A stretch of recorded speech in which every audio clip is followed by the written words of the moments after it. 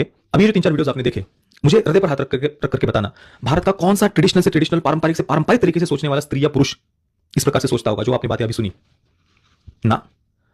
आप किसी संत के पास में चले जाइए, वो भी आपको यही बताएंगे कि स्त्री कोई, आपकी पत्नी भी कोई भोग की वस्तु नहीं है, वो आपकी धर्म पत्नी है, उसके प्रति आपके कुछ कर्तव्य है। धर्म, अर्थ, काम और मोक्ष, ये जो 4 कर्तव्य बताए गए ना, इसमें इनका अर्थ यही है कि धर्म के आधार पर अर्थार्जन करना, यानी पैसे कमाना धर्म के आधार पर, धर्म के अनुसार, और धर्म के अनुसार ही काम को नियंत्रित करना और मोक्ष के मार्ग पर आगे बढ़ना, यही है धर्म, अर्थ और काम, मोक्ष। धर्म के अनुसार काम को, वासना को नियंत्रित करने के लिए हमारी सभ्यता संस्कृति कहती है।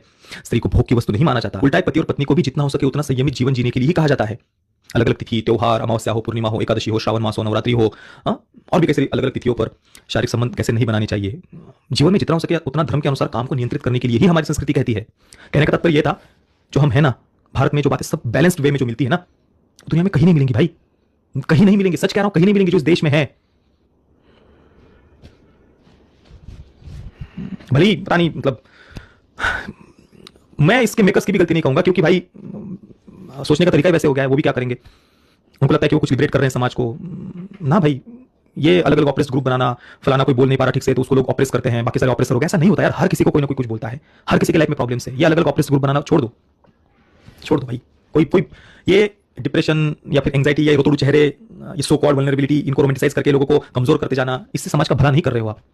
इसे मूर्खता है और मूर्खता के रूप में ही फिल्मों में दिखाया जाना चाहिए। अगर कोई ऐसा दुखड़ा रो भी रहा हो ना 20 वर्ष पहले की बात को लेकर के, तो फिल्म में ऐसे पात्र को गाली देकर के, उसको डांट के, फटकार के, उसको दिमाग ठिकाने पर ही लाना चाहिए कि क्या फालतू की बात कर रहा है, बोला होगा तो बोला होगा, मुझे भी कई लोगों ने बोला, चल छोड़ बात को, आगे बढ़ चल। ये बात बोलनी चाहिए उसको, उसकी वो उसको उस फालतू की मेंटलिटी को रोमांटिसाइज नहीं करना चाहिए। ये करके तुम ऐसे करोड़ों और लोगों को करने के लिए प्रवृत्त कर रहे हो, लोगों को बता रहे हो कि ये सही है, तुमको भी किसी ने बोला है तो उसको लेकर के तुम जीवन भर रोते रहो। नहीं भाई, बोल दिया गया भाड़ में, वो क्या हो गया। हर किसी को कोई ना कोई कुछ बोल रहा है, हर कोई ना किसी को कुछ गालियां दे रहा है, कोई कमेंट में करता है, कोई रियल लाइफ में करता है, कोई पड़ोसी कर रहा है, कोई बॉस कर रहा है, परिवार में कुछ लोग बोलते हैं, हर किसी को कोई ना कोई कुछ बोलता है। उसमें क्या हो गया, छेद पड़ गया क्या शरीर में।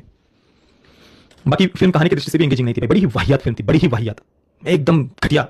कहीं से भी कैरेक्टर्स के साथ ना मैं एंगेज हो पाया, ना उनके साथ कुछ रिलेट हो पाया, ना उनके बारे में कुछ केयर कर पाया। बाकी विजुअली कलर ग्रेडिंग वगैरह कलरफुल लग रही थी कुछ कुछ जगहों पर फिल्म, वो ठीक ठाक था। बाकी ना सिद्धांत चतुर्वेदी जो भी, हाँ सिद्धांत चतुर्वेदी, नहीं देखी जा रही थी भाई उसकी एक्टिंग, बड़ी विचित्र से एक्टिंग थी, मेरे से तो नहीं झेला गया। और मुला ठाकुर तो किस दृष्टि से वो सुंदर नहीं थी, ये इस फिल्म के मेकर्स को कैसे लगा, ये तो अपने आप में ही बहुत बड़ा प्रश्न है भाई। मुझे नहीं पता उनको कैसे लग गया ये। चलिए जो भी है, फिल्म घटिया थी मेरी दृष्टि में तो।